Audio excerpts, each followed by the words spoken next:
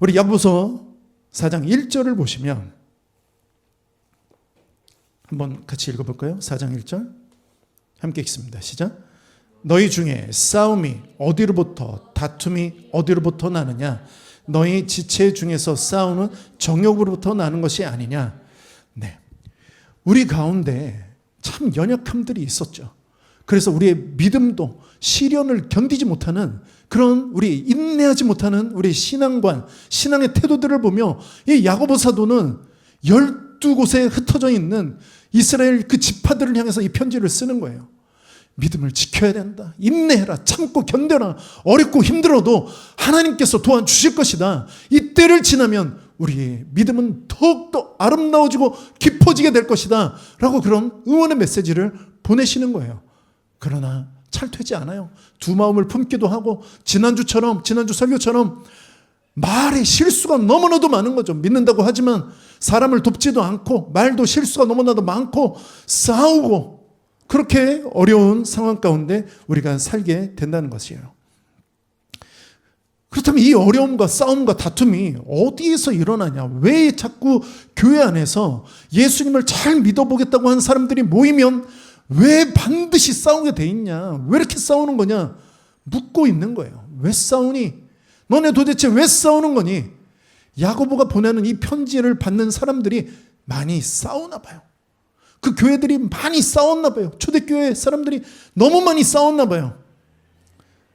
야고보가 이렇게 정리를 해줍니다. 너희 지체 중에서 싸우는 정욕으로부터 나는 것이 아니냐. 너희들의 정욕 때문에 싸우는 거다. 교회 안에서 너희 정욕을 다스리지 못하기 때문에, 너희 욕심과 욕망을 다스리지 못하기 때문에 이 교회 안에서 다투고 싸우는 것이다라고 이야기하고 있는 거예요. 교회에서만 싸웁니까? 가정에서도 싸우고 직장에서도 싸우고 안 싸우는 데가 없잖아요. 아주 글래디에이터, 검투사가 돼서 이 사람이랑 들이받고 저 사람이랑 들이받고 우리가 그런 모습으로 살고 있지 않습니까? 이 정욕이라는 말은 우리 육체적인 욕망을 이야기하는 거예요. 욕구, 욕심, 갈망, 간절히 바라는 것, 이런 것을 이야기합니다. 정욕은 또 다른 말로는 나 자신을 기쁘게 하는 그런 마음이에요. 여러분, 언제 여러분들이 기쁘세요?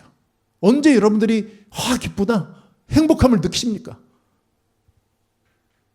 대부분 비슷할 거라고 생각이 듭니다. 내 마음대로 될 때. 모든 게 다 내 마음대로 되면 여러분 기쁘잖아요. 그게 내 마음대로 되는 게 정욕인 거예요. 내 마음대로, 내 뜻대로, 내 기분대로, 내가 원하는 대로, 이것이 정욕이라는 것이죠.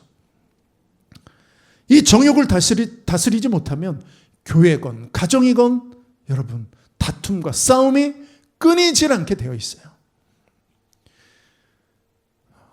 제가 지난주에 말씀드렸던 그 권사님, 강대상을 열심히 닦으시는, 나만 닦아야 되고 다른 사람이 닦으면 안 되는 이 권사님이 또 하나의 에피소드가 있었어요.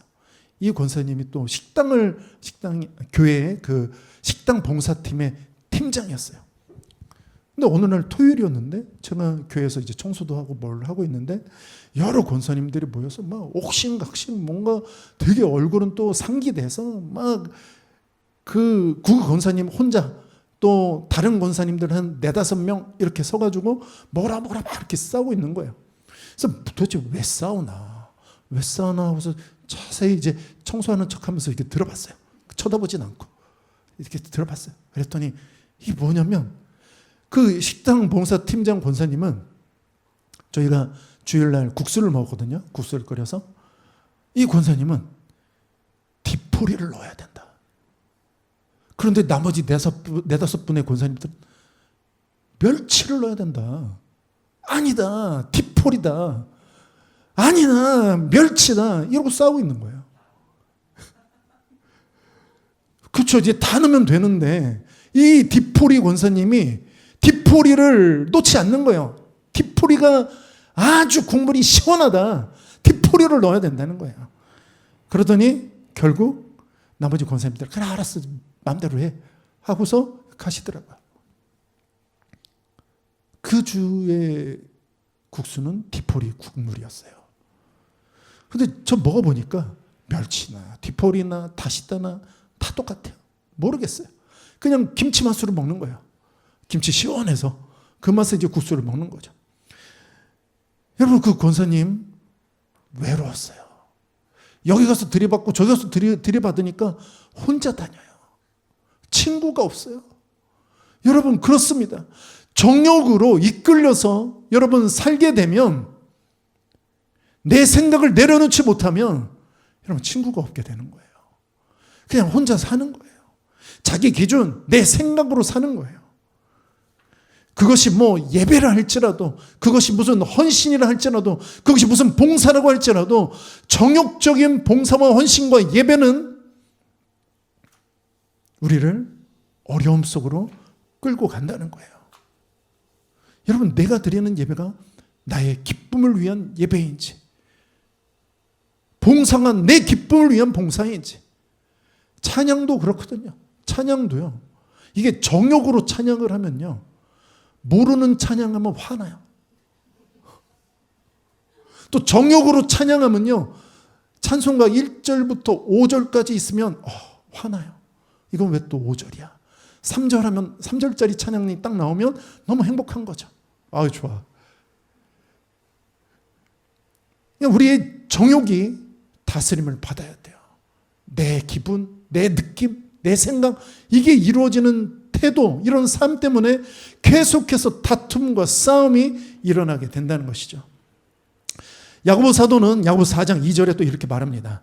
함께 읽습니다. 시작. 너희는 욕심을 내어도 얻지 못하여 살인하며 시기하여도 능히 취하지 못하므로 다투고 싸우는도다. 너희가 얻지 못하면 구하지 아니하기 때문이요 라고 또 말씀하고 있어요. 무언가 뜻을 이루기 위해서 열심히 헌신하고 봉사하고 뭔가 내 인생에 열심을 다해서 내 삶을 살아갑니다. 그 뜻을 이루고 싶어 합니다. 그러나 이루질 못하는 거예요. 예를 들면 교회 안에서 이런 것이죠. 교회 안에서 무슨 교사를 맡았어요. 어느 부서의 교사를 맡았는데 그 교회의 부서의 부흥을 이루고 싶은 거예요. 부흥하면 저는 제가 중동부 교사할 때 그분이 저는 생각이 참 많이 나요. 저희 중등부에 인원이 한 40-50명 나오던 때가 있었어요. 제가 교사할 때, 제 20대 때.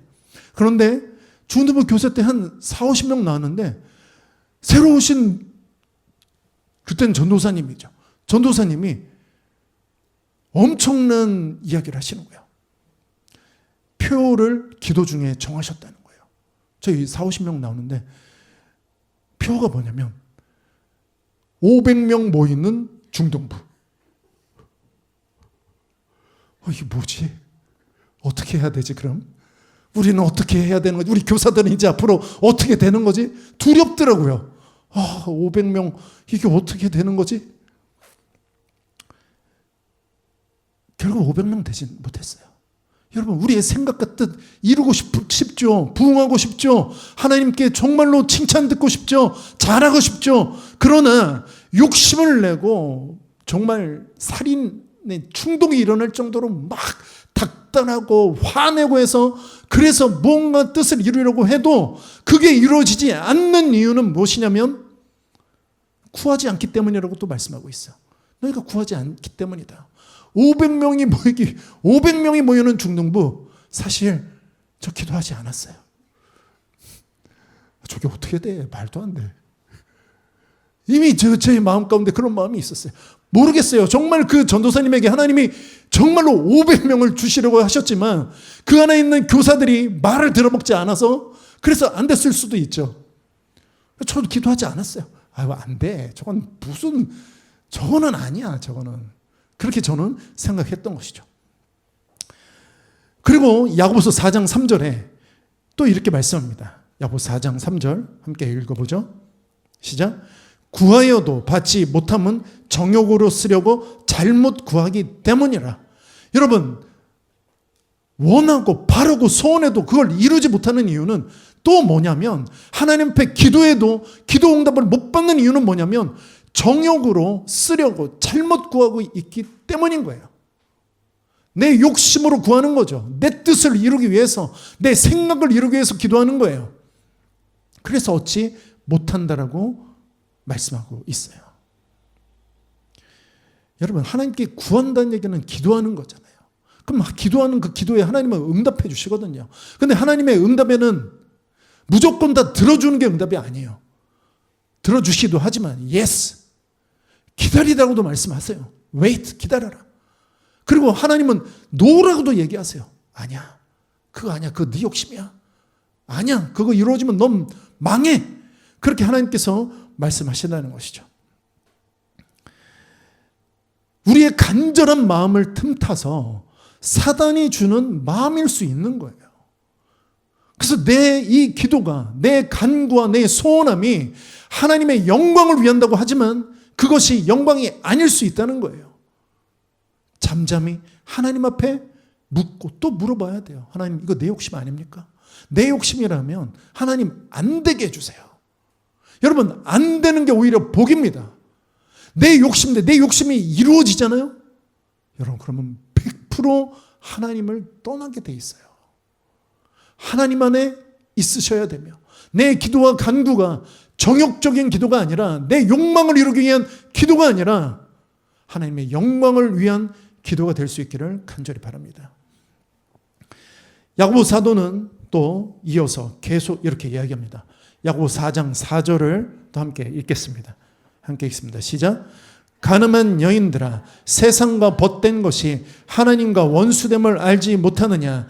그런즉 누구든지 세상과 벗이 되고자 하는 자는 스스로 하나님과 원수되는 것이니라. 야고보 사도가 왜 첫 문장을 가늠한 여인들아라고 그렇게 시작을 했을까요? 이 가늠한 여인들아라고 첫 시작을 하신 이유는 뭐냐면, 우리 모두를 두고 하는 이야기예요. 남자 여자 할 거 없이 우리 모두 하나님의 자녀라고 하는, 성도라고 얘기하는 이 모두에게 이야기하는 말씀인 거예요. 예수 그리스도의 거룩한 신부로 부르심을 받은 우리 모두에게 하시는 말씀인 거죠. 너희들의 마음이 잘못됐다, 이 가늠한 여인들아 라고 말씀하고 있는 거예요. 예수님께서는, 우리 하나님께서는 우리의 마음이 오직 하나님 한 분만을 바라기를 원하세요. 하나님만 의지하기를 원하세요. 세상 것 바라지 말고 오직 하나님만 바라보는 그런 삶을 살길 정말로 하나님은 원하신다는 거예요. 그래서 예수님께서는 우리를 신부로 부르신 거예요. 그리고 우리가 예수님께서 이 땅 가운데 다시 오시는 그날, 우리 천국에서는 천국 혼인잔치가 벌어지는 거예요.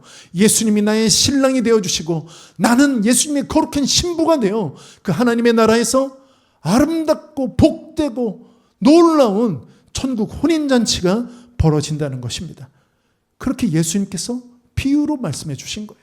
너와 나의 관계는 그런 사랑의 관계야. 남편과 아내의 관계야.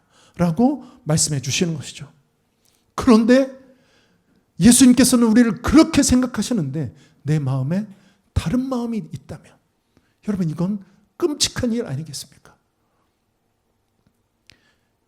결혼식하는 결혼식 날 새벽에 우리가 화장을 하러 가요. 옷을 입고. 그래서 저도 결혼할 때 이제 새벽 4시인가 이제 출발을 해서 이제 화장을 하고 막 이렇게 하러 갔어요. 꾸미러. 저희 아내가 이쁘게 꾸미더라고요. 근데 그곳에 참 많은 신부들이 있더라고요. 우리 아내만 있는 게 아니라 참 많은 신부들이 있더라고요. 예쁘네. 이 사람도 이쁘네.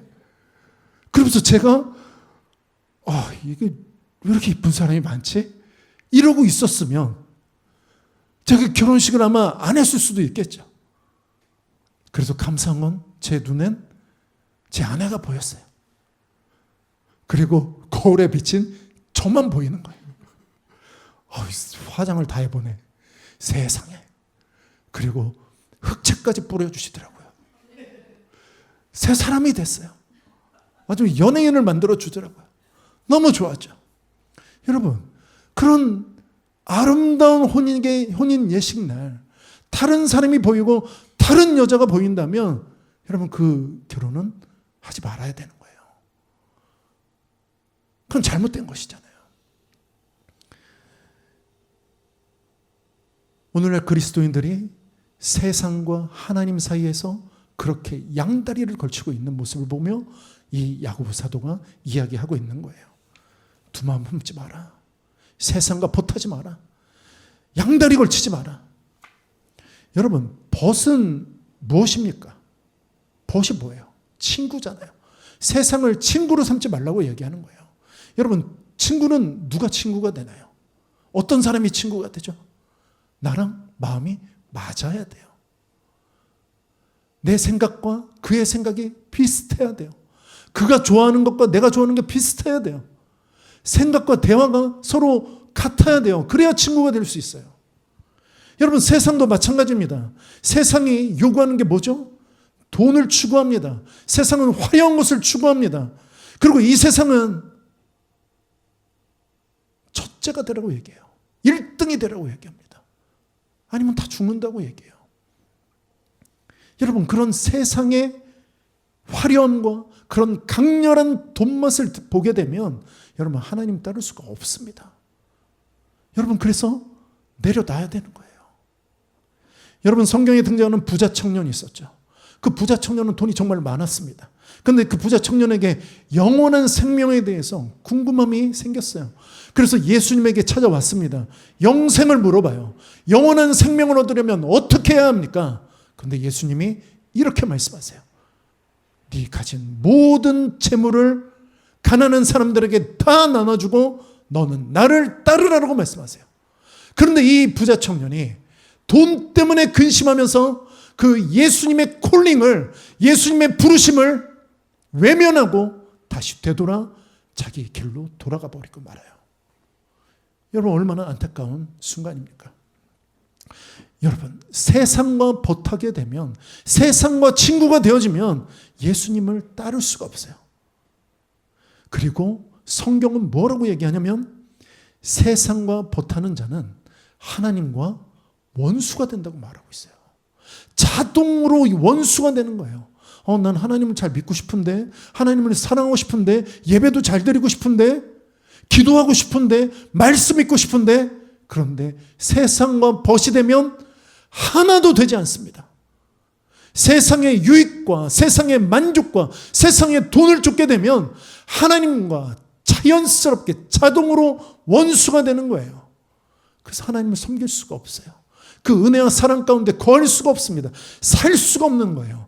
믿음과 신앙으로 살 수가 없습니다. 그렇기 때문에 우리는 세상과 벗이 되어서는 안 되는 거예요. 여러분, 그렇다고 우리가 모두가 세상과 벗이 되지 않기 위해서 세상으로부터 떨어져서 혼자 우리가 고립되라는 얘기가 아니에요. 여러분, 그래서 뭐 산으로 들어가고 어디 수도원으로 들어가고 그러라는 이야기가 아니라고요. 기독교는요, 예수님은요, 세상 속으로 들어가라고 말씀하고 있어요. 아니, 세상과 벗하지 말라면서 왜 또 세상 속으로 들어가라고 얘기하지? 세상으로 들어가라는 이 말씀은 세상과 구별되라는 거예요. 여러분, 빛으로 살라는 거예요. 세상을 밝게 비추는 빛으로 또 소금으로 살라는 것이죠. 세상이 더럽고 부패하고 타락할 때 내가 예수 그리스도를 믿는 그 믿음으로 이 세상을 더 이상 부패하지 않도록, 타락하지 않도록 예수 그리스도의 빛으로 소금으로 살아내는 거예요. 그게 우리 예수 그리스도께서, 우리 하나님께서 원하시는 우리의 삶의 모습이라는 거예요. 세상과 분리되라는 게 아니라 세상과 구별되는 겁니다. 누가 나를 봐도 쟤는 교회 다니는 사람이야, 쟤는 예수 믿는 사람이야, 이게 드러나셔야 되는 거예요. 그게 세상과 벗하지 않는 유일한 길입니다. 그게 거룩하게 사는 길이에요. 그래서 세상 사람들이 다 알아야 돼요. 교회 다닌다, 성도다, 하나님의 사람이다, 누가 봐도 다 알아야 되는 거예요. 그리고 우리 하나님께서는 야고보서 4장 5절에 또 이렇게 우리에게 말씀하고 계세요. 4장 5절 함께 읽습니다. 시작. 너희는 하나님이 우리 속에 거하게 하신 성령이 시기하기까지 사모한다 하신 말씀을 헛된 줄로 생각하느냐. 여러분, 우리 마음을 세상에 빼앗기는 것을 우리 하나님은 용납할 수가 없다라는 거예요. 내 자식이 다른 것에 한눈을 팔고 다른 것에 마음을 빼앗기는 것을 정말로 용납할 수가 없다는 거예요.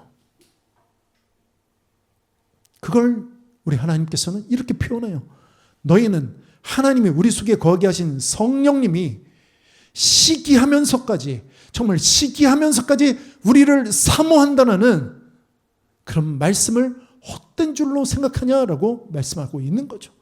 그렇게 우리를 사랑하신다는 거예요. 하나님의 마음속에는 나밖에 없는 거거든요. 하나님의 생각 속에는 나밖에 없어요. 유일한 생각은 내가 잘 되는 거예요. 하나님의 생각은. 하나님의 뜻은 정말로 믿음으로 잘 살아내는 거예요. 놀라운 하나님의 은혜를 경험하며 살아내는 거예요. 이걸 하나님께서 원하신다는 것이죠. 그런 하나님께서 이제 우리에게 이제 6절부터 10절까지에는 하나님을 향한 이제 우리의 합당한 자세, 우리의 모습에 대해서 이제 말씀하고 있어요. 한번 6절부터 10절까지 함께 읽어보도록 하겠습니다. 야고보서 4장 6절부터 10절 함께 읽습니다.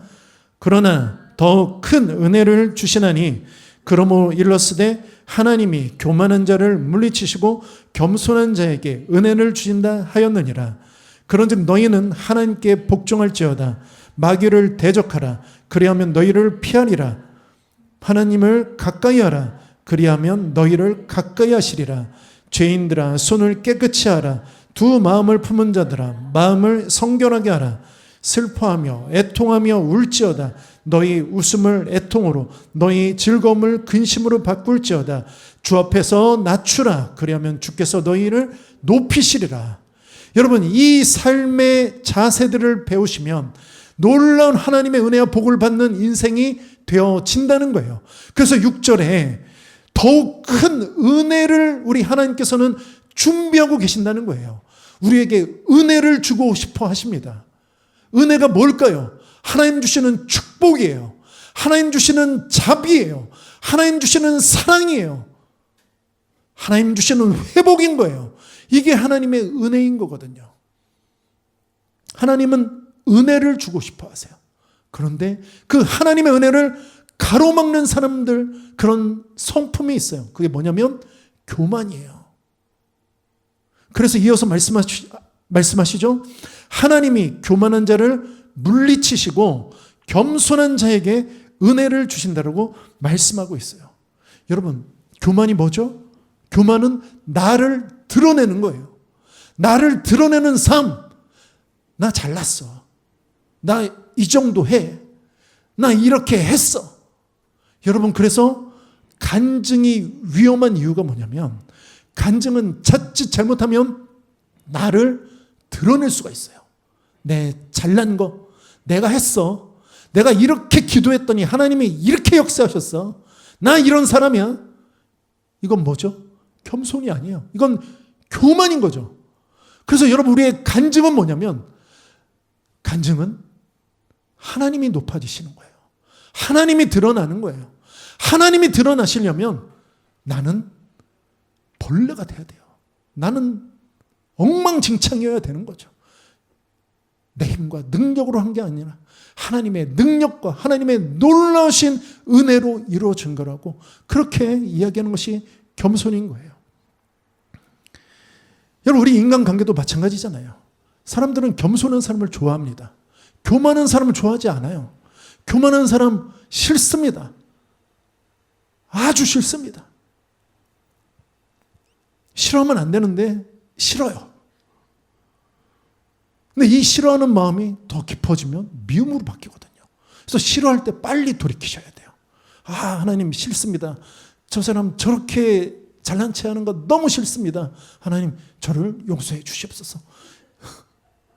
미움으로까지 가지 않도록 하나님 도와주시옵소서. 이렇게 기도하셔야 되는 거예요. 여러분, 너무 자연스럽게 우리는 싫은 게 미움으로 바뀌고, 미움은 결국 살인이라고 말씀하고 계시거든요. 겸손할 때 하나님의 은혜가 임하듯이 사람과 사람 사이에서도 겸손할 때 다른 사람의 은혜를 입게 되어 있어요. 머리를 숙여보세요. 전 연약합니다. 절 좀 도와주세요. 여러분, 도와달라는 얘기 잘 못하시는 분들이 있더라고요. 제가 그래요. 여러분, 도와주세요. 한 푼만 도와주세요. 여러분, 이런 말을 어색해하고 힘들어하셔서는 안 되는 거예요. 여러분, 내가 낮아질 때 은혜를 입게 되어 있거든요. 도와주세요. 저는 어렵습니다. 전 부족합니다. 저희 교회를 도와주세요. 근데 교회는 안 도와주셔도 돼요. 교회는 하나님의 것이기 때문에, 교회는 예수님의 것이기 때문에 뭘 도와드립니까? 예수님이, 하나님이 하시는 교회를 내가 뭘 할 수가 있겠습니까? 그저 하나님이 말씀하시는 대로, 하나님 무엇이 필요하세요? 제가 주님 말씀하시는 대로 순종하며 살겠습니다. 이게 필요한 것이죠. 자, 그렇게 교만한 사람을 하나님께서는 싫어하시고 교만한 사람을 하나님은 물리치신다고 얘기하고 있어요. 여러분, 그래서 절대로 교만하셔서는 안 되는 거예요. 자, 그리고 이어서 7절에 이렇게 이야기합니다. 7절 함께 있습니다. 그런즉 너희는 하나님께 복종할지어다. 마귀를 대적하라. 그리하면 너희를 피하리라 라고 말씀하고 계세요. 여러분, 영적 전쟁의 시작은 무엇이냐면 하나님께 복종하는 데 있어요. 이게 영적 전쟁의 시작을 야고보 사도가 이야기하고 있는 것이죠. 복종할 수 없다면 바로 원수 마귀의 밥이 되는 거예요. 마귀의 통치를 받게 되는 거죠. 여러분, 너무나도 명확합니다. 그냥 단순한 이분법이 아니에요. 세상과 벗이 되는 것은 하나님과 원수가 된다는 것이고, 그렇게 하나님 앞에 복종할 수 없다면, 하나님 말씀에 순종할 수 없다면 우리는 마귀의 소나기에서 놀게 되는 거예요. 그런데 놀랍게도 하나님 말씀에 복종하는 삶을 살게 되면 마귀를 대적할 수 있는 힘이 생기게 되는 거예요. 요즘 같은 세상에 무슨 마귀가 있냐. 여러분, 마귀가 있다니까요. 원수 마귀가 있어요, 여러분. 하나님도 살아계시지만 마귀, 사탄, 귀신이 있단 말이에요. 영적인 싸움을 벌이셔야 돼요. 그 시작은 하나님 말씀에 순종하는 거예요. 복종하는 거예요. 엎드리는 거죠. 여러분, 복종이 뭐냐면 내 의지를 포기하고 하나님께 항복하는 거예요. 그래서 내 의지, 내 생각을 내려놓아야 됩니다. 그럴 때 하나님의 말씀에 복종할 수 있게 되는 거예요.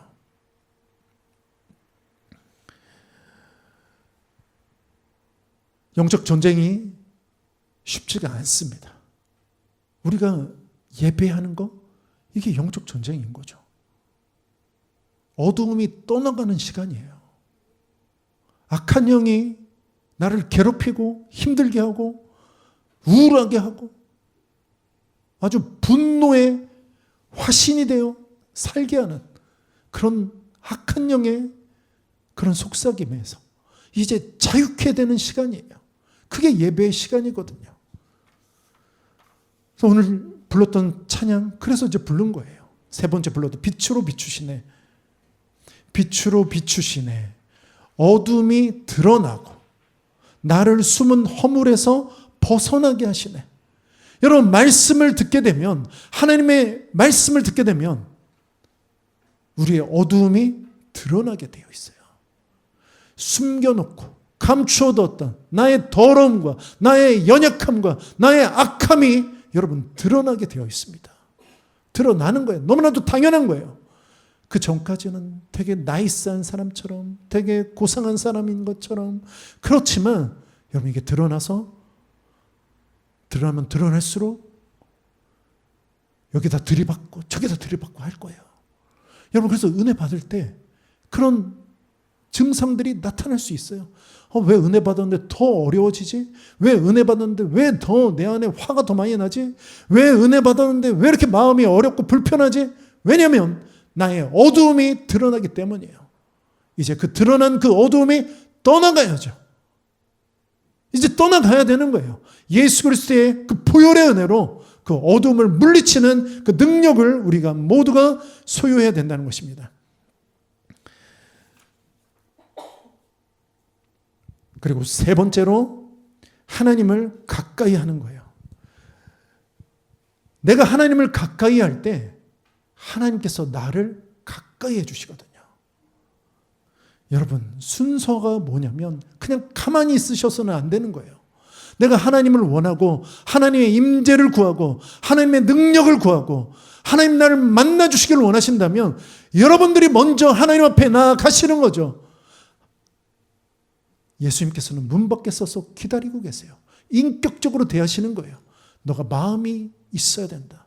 나를 향한 마음의 문을 열어놓아야 된다. 여러분, 그렇게 내 마음을 열고 주님과 가까워 주신다면 그러면 놀라운 하나님의 임재가 일어나며 어두움이 떠나가며 놀라운 하나님의 다스림과 통치가 있는 그런 인생이 되어진다는 것이죠. 여러분, 하나님과 가까워지기 원한다면 하나님이 싫어하시는 것을 여러분도 똑같이 싫어하시면 돼요. 하나님이 무엇을 싫어할까요? 하나님 무엇을 싫어하십니까? 하나님 죄를 싫어하세요. 우리가 죄 가운데 거하는 걸 너무나도 싫어하세요. 그럼 하나님처럼 생각하는 거예요. 아, 하나님, 이게 죄인가요? 이게 죄인 걸 깨닫게 해주세요. 하나님, 이게 죄라면 하나님 싫어하시니까 저 안 할게요. 하나님, 제가 용서가 안 돼요. 하나님, 용서할게요. 용서 못하는 마음 죄거든요. 하나님, 용서할게요. 하나님, 이해할게요. 하나님, 사랑할게요. 이런 마음이 우리 안에 부어져야 된다는 것입니다.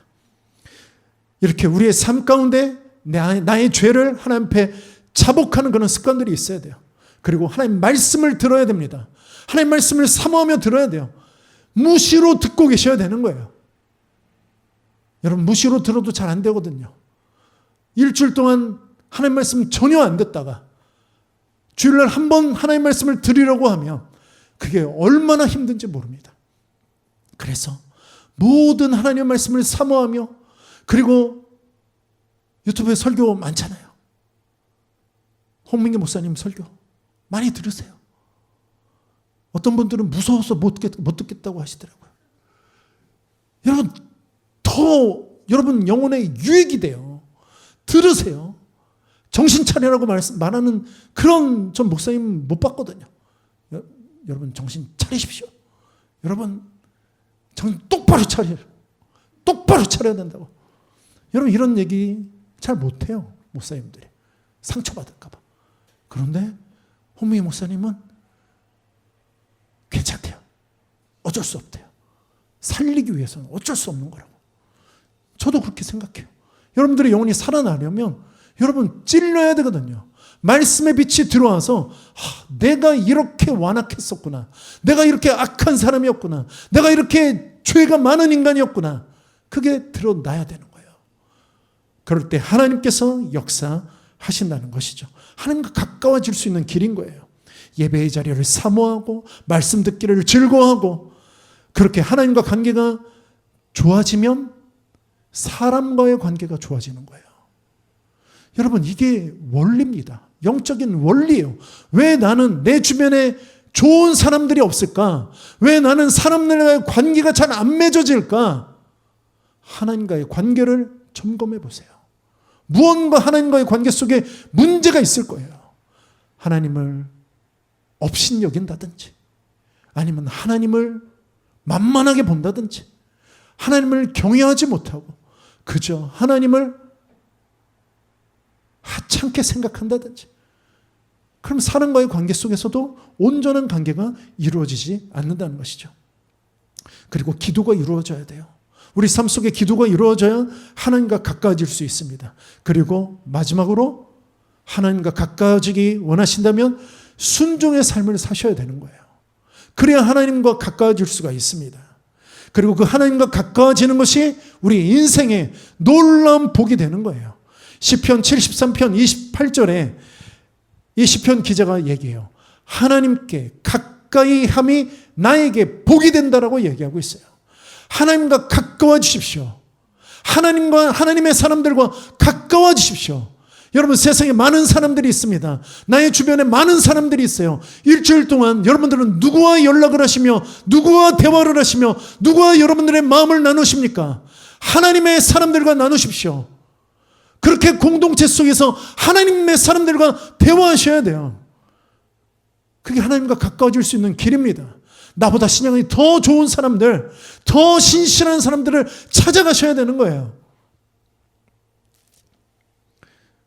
그래서 이번 주에 저도 목, 금, 토, 홍민기 목사님께서 그 노원구에 있는 개척한 지 이제 한 10년 된 그 청년들이 많이 모이는 교회가 있어요. 거기서 집회가 있으신데 파주에 있는 파주 목사님이, 라이트하우스 파주 목사님이 연락이 온 거예요.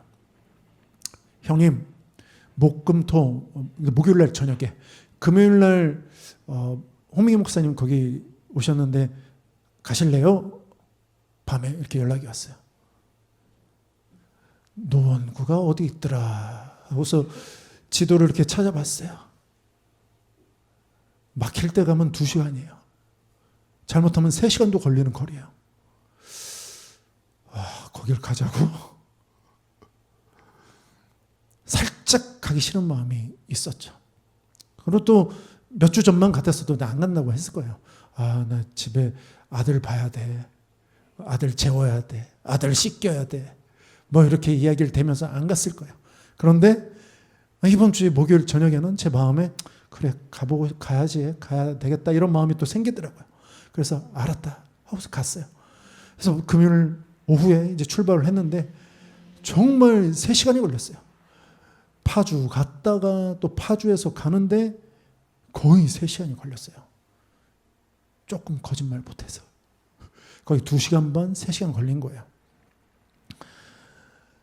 그런데요, 여러분, 그 예배의 자리, 하나님의 사람들, 이분들과 교제하고 함께 이야기하는데 제 마음이 너무 뜨거워지는 거예요. 그 노원구에서 개척하신 목사님이 나이 32에 개척해가지고 10년 동안 거기서 사역을 했대요. 근데 올해 42살인데 그 교회를 개척하면서 10년 동안 정말 버티고 버텼다는 거죠. 홍민기 목사님 물어보시더라고요. 사례비는 좀 받냐? 네, 얼마 받습니다. 야, 그걸로 되냐?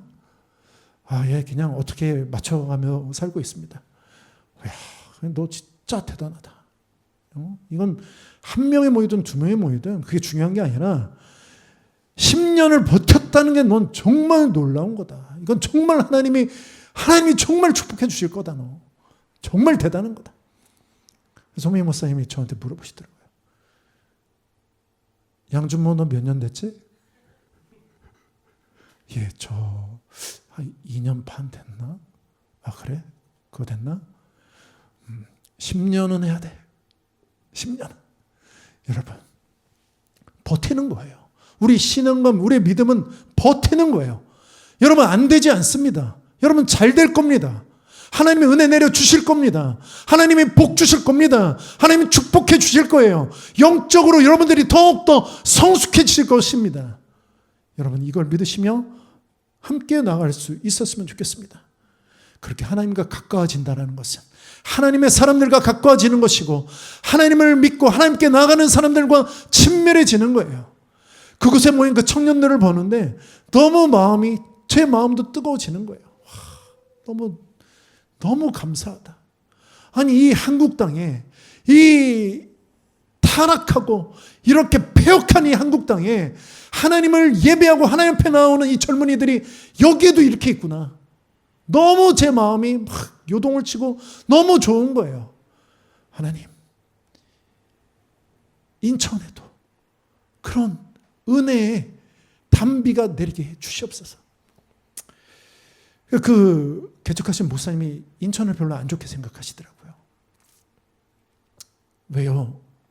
왜 인천이 어떤데요? 했더니 최근에 제가 개척할 때 10년 전에 개척할 때 함께 신앙생활했던 제 딸과 같은 그런 청년이 인천에서 온 청년을 만나 결혼하고 교회를 떠났어요. 그리고 저보고 오지 말래요. 왜요? 그 인천에서 온 그 친구 온몸에 문신을 하고 오토바이를 타고 그러고 다니는 친구인데 그 남자가 좋아서 인천으로 빼앗겼다는 거예요. 그래서 저를 이렇게 보더라고요. 인천이세요? 아, 네, 제가 인천입니다. 그래서 너무 속상한 거예요. 하나님, 인천에도 하나님 은혜의 담비를 내려주시옵소서. 그 문신한 청년도, 그 오토바이를 타는 그 청년도 하나님 주님께로 돌아오게 해주시옵소서. 그래서 자기 교회를 개척하고 개척 거의 멤버였던 그 친구가 떠나면서 개척 멤버가 다 떠나게 됐다고 얘기하더라고요. 그래서 홍명희 목사님께서 원래 그런 거야. 원래 그런 거야. 그래도 너 곁에 하나님께서 또 많은 사람들을 보내주고 계시잖아. 그거 바라보며 가는 거야. 그런 거야. 목회는 그런 거야. 그렇게 상처받고 얻어 터지고 그러는 거야. 그렇게 말씀을 해주시더라고요. 사랑하는 여러분, 하나님과 가까워지시기 바랍니다. 하나님과 친밀해지시기 바랍니다. 그렇게 되어지면 세상과 포타지 않는 거예요. 세상과 가까워지지 않는 거예요. 세상을 친구로 삼지 않는 거예요. 돈이 나의 인생의 전부가 되어지지 않는 거예요. 그리고 예수님께서 4장 9절에 또 이렇게 말씀하세요. 슬퍼하며 애통하며 울지어다. 너의 웃음을 애통으로, 너의 즐거움을 근심으로 바꿀지어다 라고 말씀하고 있어요. 이것은 무슨 말이냐면 죄에 오염되고 타락해버린 내 이 마음을, 내 이 실체를 온전히 깨달으라는 거예요. 말씀의 빛 가운데 들어가서, 예수 그리스도의 빛 가운데 들어가서 내가 얼마나 자의적이고 내가 얼마나 나를 속이고 자기 기만이 가득한 인간인지 그 말씀의 빛 가운데서 비춰보라는 거예요. 여러분, 그러면 뭐가 보일까요? 아주 냄새가 나고 더러운 내 모습이 보이잖아요. 하나님 앞에 애통할 수밖에 없어요. 눈물 흘릴 수밖에 없어요. 이렇게 더럽고 추악한 나를 하나님 왜 사랑해 주세요? 이렇게 이야기할 수밖에 없는 것이거든요. 그렇게 나아가며 너희 즐거움을 근심으로 바꾸라는 거예요. 애통함으로 바꾸라는 거예요. 그리고 마지막으로 10절에 이렇게 말씀하시면서 끝을 맺습니다. 함께 읽습니다. 시작. 주 앞에서 낮추라. 그리하면 주께서 너희를 높이시리라. 여러분, 이것이 영적인 원리인 거예요. 우리의 삶의 태도, 우리의 방향, 어떻게 살아야 할지 교만한 것을 내려놓고 겸손함을 회복하고 또 하나님 말씀의 날마다 복종하는 삶, 그리고 하나님을 가까이 하는 삶. 그래서 나의 죄가 보이고 나의 더러움이 보여서 하나님 앞에 날마다 기도하며 하나님 나를 고쳐주세요. 내 이 병든 자아를 고쳐주세요. 하나님이 더러운 나의 모습을 주님 깨끗게 해주세요. 내 안에서 나오는 모든 것들이 악할 뿐입니다. 하나님 나를 불쌍히 여겨주세요. 그렇게 낮아질 때, 주님 앞에서 낮아질 때 주님께서는 우리를 높여주신다라고 그렇게 약속하고 계십니다. 사랑하는 여러분, 우리 주님의 약속을 믿으신다면 여러분 낮아지세요. 겸손해지세요. 애통해 하세요. 나의 모습을 바라보며 내가 주님과 더욱더 가깝지 못한 것, 내가 주님 닮지 못한 그런 모습을 보며 여러분 회개하며 나아가세요. 애통해 보세요. 괴로워해 보세요. 날마다 죄와 버타고 사는 삶, 나의 삶의 모습을 보며 여러분 괴로워해 보세요. 주님의 마음은 얼마나 아플까? 이런 나의 모습을 보며 주님은 얼마나 가슴 아파하실까? 여러분, 그렇게 주님 앞에 낮아진 모습으로 나아갈 때 우리 주님은 우리를 다시 저 높은 하늘의 별처럼 우리를 높여주신다라고 말씀하고 있어요. 사랑하는 여러분, 그렇게 우리 주님 앞에 나아갑시다. 주님을 붙들며 사십시다. 그럴 때 놀라운 주님의 역사가 우리 삶 가운데 나타날 것입니다. 자, 우리 빛으로 비추시네 이 찬양 우리 함께 부르시면서 우리 함께 기도합시다. 예수님의 그 말씀의 빛이 예수님이 빛이십니다. 이 빛이 우리 가운데 들어오면 여러분 드러나게 돼 있어요.